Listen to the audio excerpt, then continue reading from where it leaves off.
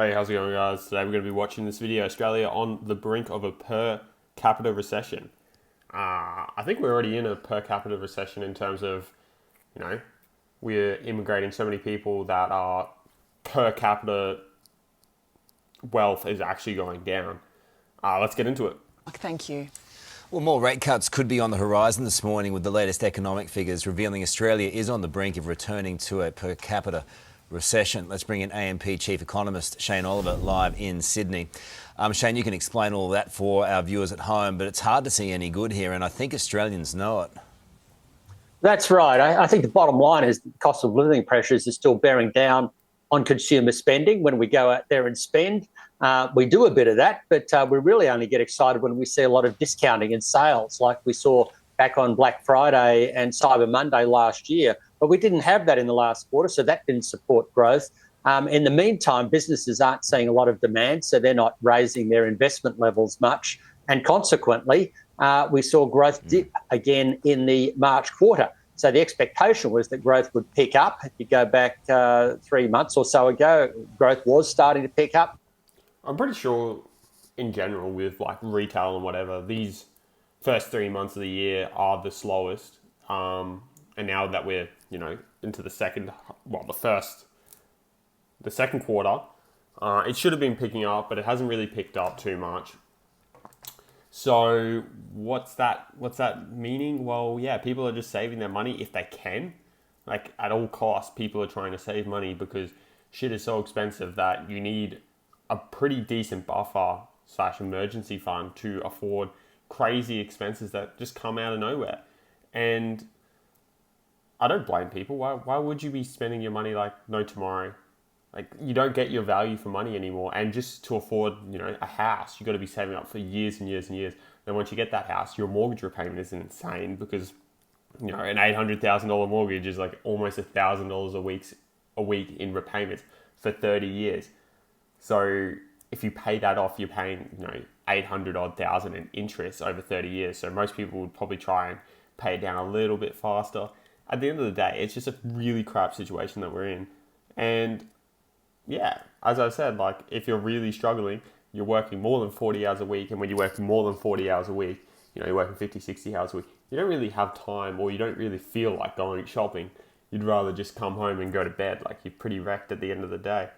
So you want people to work more to be able to afford what's, the current lifestyle.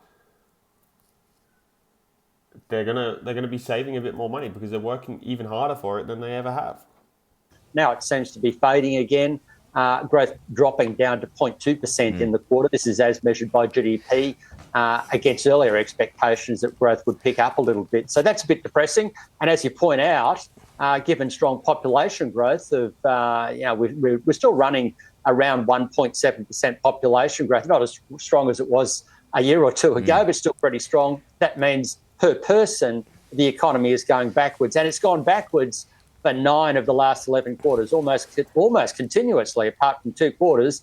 Over the last 3 years, the economy has gone backwards when measured on a per person basis. Just break it down for... See, that's a scary fact, right? Like, as a country, we're actually going backwards per person, even though we're pumping in people. Obviously the government strategy to make the economy stimulate, it's not working. It's not working. It's working for the government in terms of they're getting more taxpayers to pay more taxes.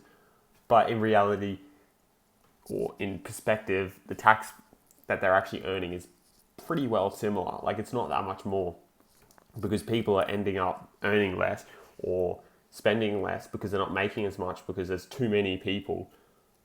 But also there's not enough people in certain careers, right? Like, you look at the building sector, it takes forever to build a house because we don't have enough builders, but yet we have this huge immigration growth.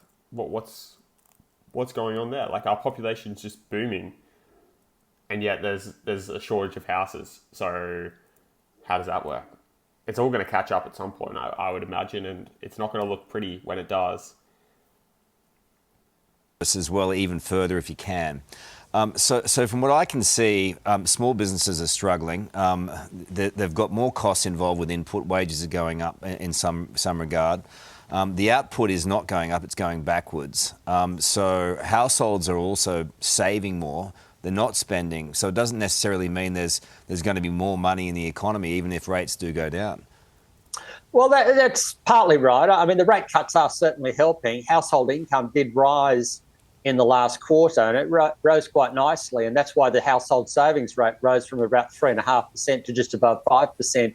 So households are getting a bit of money paid into their banks, and their bank accounts are starting to rise again, which is good news. But obviously, people are choosing at this stage to save it, and obviously they're cautious about things. Obviously, I think people are trying to rebuild their savings after the cost of living crisis depleted them. And also going forward, we've got this uncertainty about the global trade situation on the back of Donald Trump's tariffs. And that factor I don't really think impacted in the last quarter, but it will in the subsequent quarters. So we may see economic growth continue, but it's probably going to remain pretty constrained, unfortunately. You're like the Prince of Doom this morning. Shane, have you got any good news for folks at home getting ready to pop off to work? Well, of course, the silver lining is for those with a mortgage, that's about a third of Australian households, will get more rate cuts. We were looking at another rate cut in August, another one in November, and then February early next year. But those rate cuts could occur earlier, possibly as early as the July meeting. We now think there'll probably be another rate cut.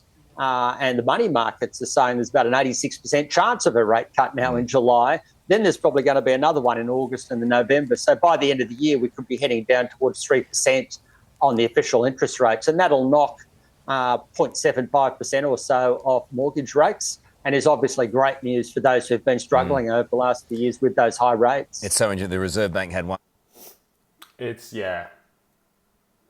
good for people that own houses, but as soon as these rates go down, house prices will steadily start to creep up. So someone like myself that hasn't got into a house yet because I'm only 23, which I guess is no excuse. A lot of people, or some people at my age, have already bought a house. However, potentially they're stretching themselves financially, and now that the rate cuts are coming in, maybe they can, ease off the pedal a bit more because they're saving an extra $100 or $50 a week due to the rate cuts. But yeah, it's not really fair for the younger people that still haven't gotten in yet. But eventually we'll get in, I guess. And if you want to get in, you got to work hard, do plenty of hours.